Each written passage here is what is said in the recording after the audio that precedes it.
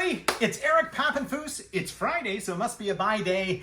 And as the haze lifts from around the mid-Atlantic, I thought we could do a program today about books having to do with firefighting and trees, Amanda. An appropriate combo.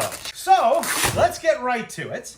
And the first item is not even a book, really. And it's sort of a twofer because this amazing thing came in. Now, first let me say, here in the room, as you can see from the bins, we have hundreds and hundreds of prints. And you remember the episode we did on Grangerization and extra illustrating books, Amanda? Well, You can come in and buy copies. Here's Timothy Dwight, friend of the show here, for $5. And you can put them in your own book if you'd like. Or you can buy 19th century fashion plates. Well, this is how they were done, though. And we don't often get this. This is an actual original copper engraving of a etching that was made of Oliver Goldsmith, the great British author.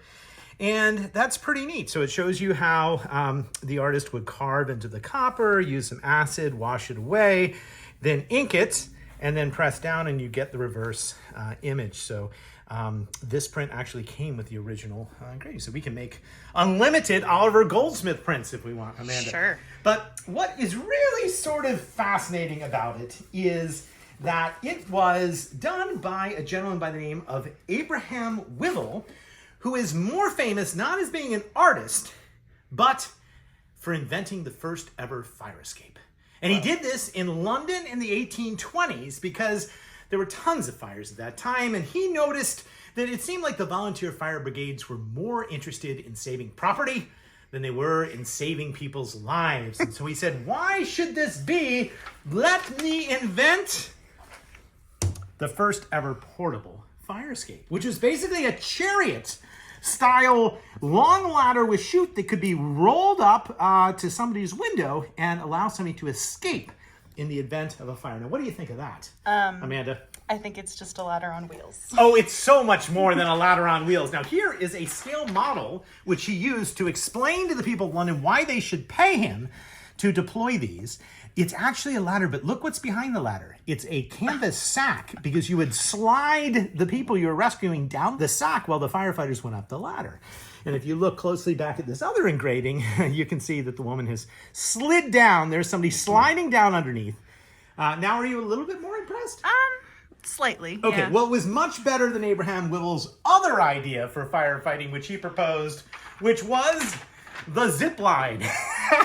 He actually suggested that people put zip lines at the tops of their buildings, and this did not catch on, so the portable ladder did. At any rate, and here's one more engraving, because this caught the imagination of all those great 19th century English illustrators. So here's a little combination of the zip line in action versus the Abraham Whittle portable fire escape. Pretty neat story there. That is story one.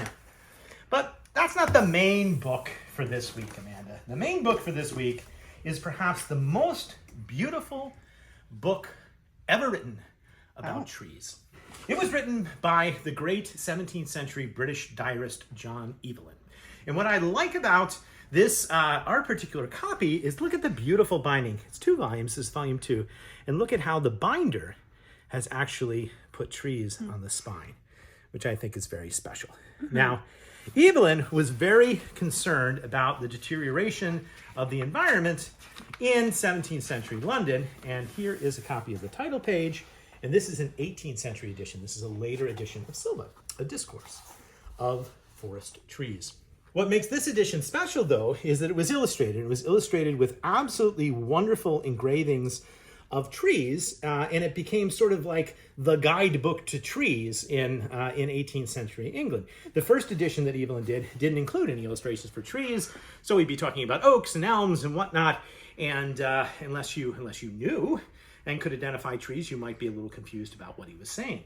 This book, though, this version contained the engravings, and some amazing engravings they are. Let's start with just some of the closer up pictures. Here's a cork tree, but he went to great lengths to describe and show all the seeds and other aspects of the various trees. And there's some wonderful, just absolutely astoundingly beautiful fold-out engravings. So how about that for your British tree? Now, the purpose of this book, which is considered the first great work of environmentalism in British history, was to encourage the lords of the manor, so to speak, to plant more trees. Evelyn was very concerned about deforestation, and he determined that everybody who owned property ought to be planting more trees. He was also really concerned about the smoke and the haze and the pollution that was going on around London, especially around the docks where all those mills were burning up and basically making the sky look like it's looked here in Harrisburg for the past week, which has been completely overcast and polluted. And he thought the answer to that was trees.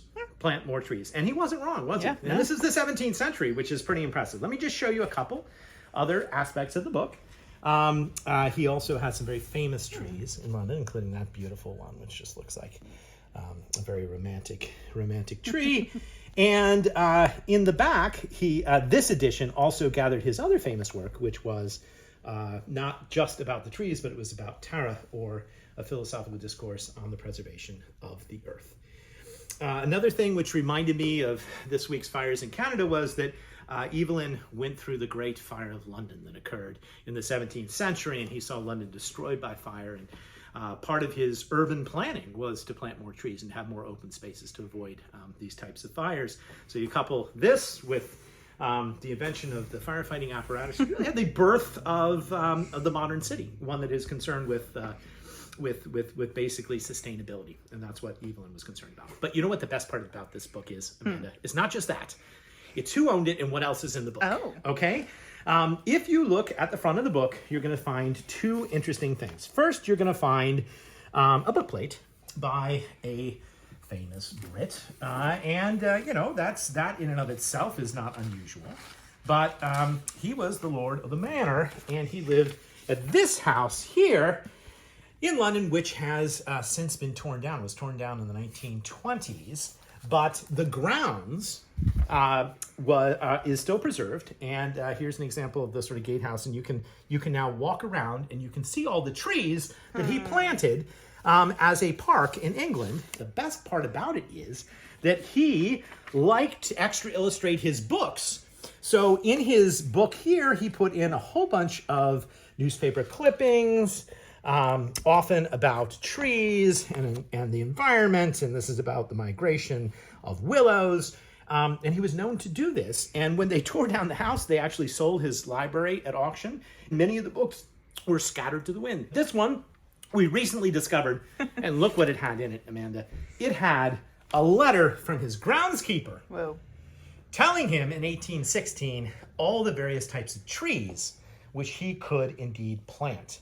And not only what types of trees he could plant, and remember, these are the trees that actually do get planted on the grounds and show up on the drawings, but it also tells you the prices for how much those trees cost, which I think is a really interesting thing. So here's the image of the grounds I was looking for. This is today, and these are the trees that were planted. And then if we go back to the original drawing, here is the price list for all the trees. Wow.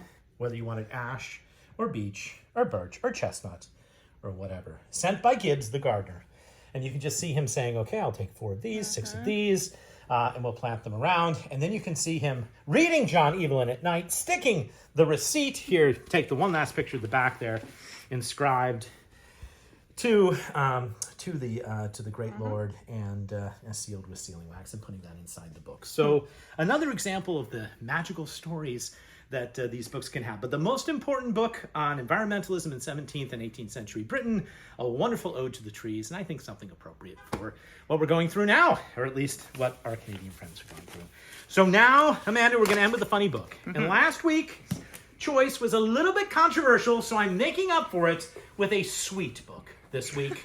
This book we just found yesterday in New Jersey, our favorite place for books, and it made us laugh immediately because it is called Men Who Knit and the Dogs Who Love Them. My. And look at what he has knitted for that dog. And this is about sympathetic men that knit the dogs the same outfits that they like to wear, including, Amanda, socks. Aww. You can wear the same socks as the dog that you love. And that's our funny book for the week. So thanks for watching. I hope you watch next Friday and every Friday for more adventures in the world of books.